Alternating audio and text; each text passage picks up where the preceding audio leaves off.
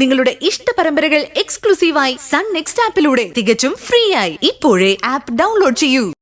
ഭീഷണിപ്പെടുത്തേണ്ടി വന്നു. പക്ഷെ അവൻ പോലും സ്വപ്ന അവന്റെ പുറകെ വരുമെന്ന് വാശിയോടെ പറഞ്ഞു. എല്ലാവർക്കും അവൾ എനിക്ക് ഒരു വിലയും തരുന്നില്ല എന്നറിയാം. ഗിരീട്ടാ, എനിക്കൊരു കാര്യം പറയാനുണ്ട്. എന്താ മഞ്ജു? സ്വപ്ന ഇന്നലെ കൂട്ടുകാരെ കാണാൻ വേണ്ടിയെന്ന് പറഞ്ഞിട്ടാ വീട്ടിൽ നിന്ന് ഇറങ്ങിയത്. പക്ഷേ അവള് പോയത് ആ സഞ്ജയെ കാണാന്. നിന്നോട് ആരേത് പറഞ്ഞത്? സ്വപ്ന തന്നെയാ. ഗിരീട്ടാ, പിന്നെ ബഹളത്തിൽ നിന്നും പോവല്ലേ. വീട് മഞ്ജു. ഗിരീട്ടാ, എനിക്ക് പറയാനുള്ളത് കേട്ടിട്ട് പോയിക്കോളൂ.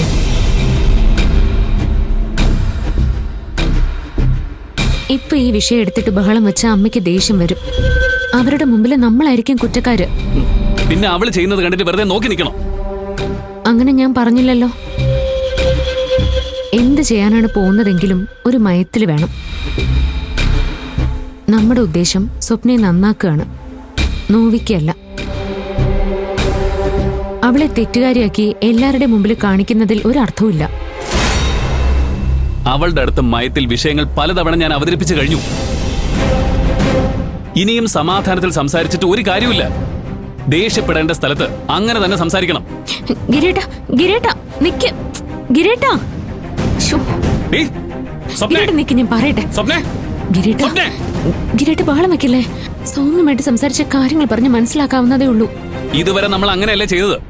അവളുടെ തലേ കയറിയോ? ആ, ചിലരെടുത്ത് മാന്യമായിട്ട് പറഞ്ഞിട്ട് ഒരു കാര്യമില്ല. ഗിരീട്ടാ,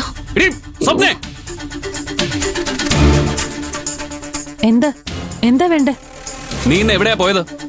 പാര വെച്ചല്ലേ, നിനക്കിപ്പോ സന്തോഷമായോ? ഇവളെന്ത് ചെയ്തു എന്നാ നീ പറയുന്നത്? നിന്റെ കയ്യിലിരിപ്പ് എന്താണെന്ന് എന്നെ ബോധ്യപ്പെടുത്തി. ആ ഒരു തെറ്റ് മാത്രമേ മഞ്ജു ചെയ്തിട്ടുള്ളൂ. എനിക്ക് അപ്പോഴേ തോന്നിയതാ, ഇവള് നമ്മളെ കുടുംബത്തെ പിരിക്കാൻ വേണ്ടി മാത്രം വന്നവളാ. എന്റെ കുറ്റം ചേട്ടനോട് പറഞ്ഞ് ഞങ്ങളിൽ നിന്ന്